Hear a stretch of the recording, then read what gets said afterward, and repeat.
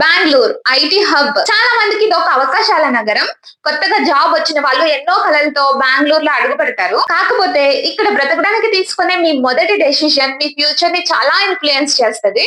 రాహుల్ హైదరాబాద్ నుంచి బెంగళూరుకి ఒక ఇంటర్వ్యూని క్రాక్ చేయడానికి వస్తాడు. సక్సెస్ఫుల్ గా క్రాక్ చేయడంతో పాటు ఆఫర్ లెటర్ ని కూడా తీసుకుంటాడు.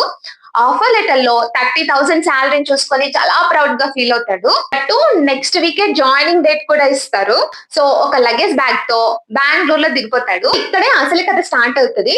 రాహుల్ ఫస్ట్ వైట్ ఫీల్డ్ లో ఒక పీజీలో పేయింగ్ గెస్ట్ కింద జాయిన్ అయ్యాడు. 12,000 రూపీస్ రెంట్, 2 months డిపాజిట్ కాబట్టి 24,000.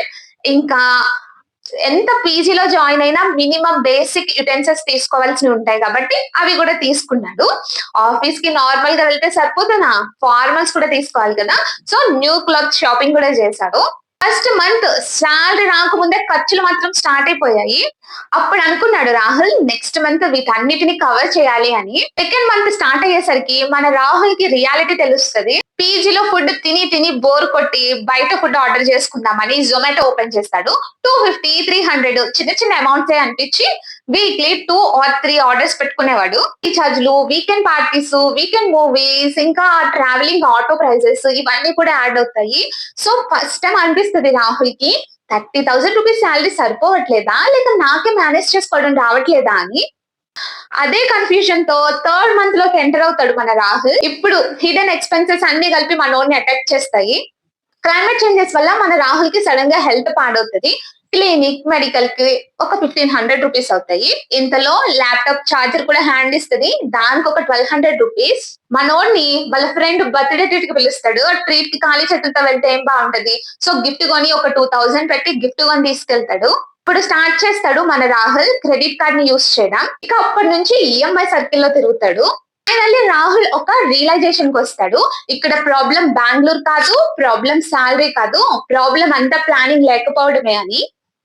ఫస్ట్ సపోజ్ రాహుల్ పీజీ కాకుండా 1 BHK తీసుకుంటే ఎలా ఉంటుందో సినారియో చూద్దాం. సేమ్ అదే ఎగ్జైట్మెంట్ లో డిపాజిట్ పే చేసి రెంట్ కి ఒక 1 BHK తీసుకుంటాడు. ఇంకా కుకింగ్, క్లీనింగ్ కి కావాల్సిన బేసిక్ యుటెన్సిల్స్ కూడా తీసుకుంటాడు. వాటితో పాటు ఆఫీస్ కి వెళ్ళడానికి న్యూ క్లోత్స్ కూడా తీసుకుంటాడు. సెకండ్ మంత్ 1 BHK లో ఉండే రియాలిటీ తెలుస్తుంది.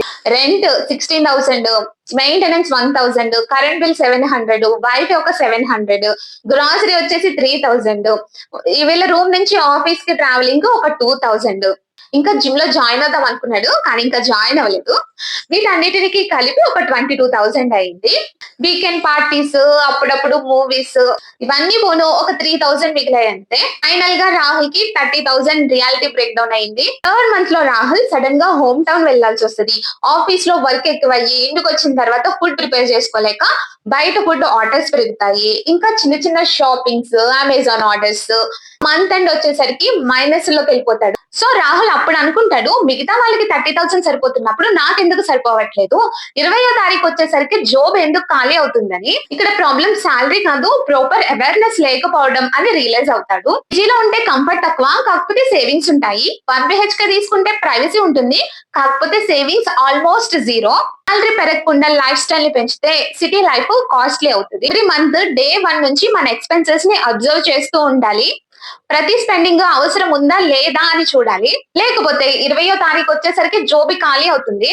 సో నెక్స్ట్ వీడియోలో 30,000 salary IT freshers monthly budget ని బ్రేక్ డౌన్ చేద్దాం. పేపర్ మీద కాదు, బెంగళూరు రియాలిటీని బేస్ చేసుకొని మనం మంత్లీ బడ్జెట్ ని ప్రిపేర్ చేసుకుందాం. రెంట్ ఎంత వరకు సేఫ్, ఫుడ్ ఎక్స్పెన్సెస్ ఎంత వరకు అవ్వచ్చు, సడన్ గా వచ్చే ఎక్స్పెన్సెస్ ఏముంటాయి, సేవింగ్స్ ఎంత వరకు ఉండొచ్చు, ఇవన్నీ కూడా కంప్లీట్ గా బ్రేక్ డౌన్ చేద్దాం. Don't miss the video, stay tuned.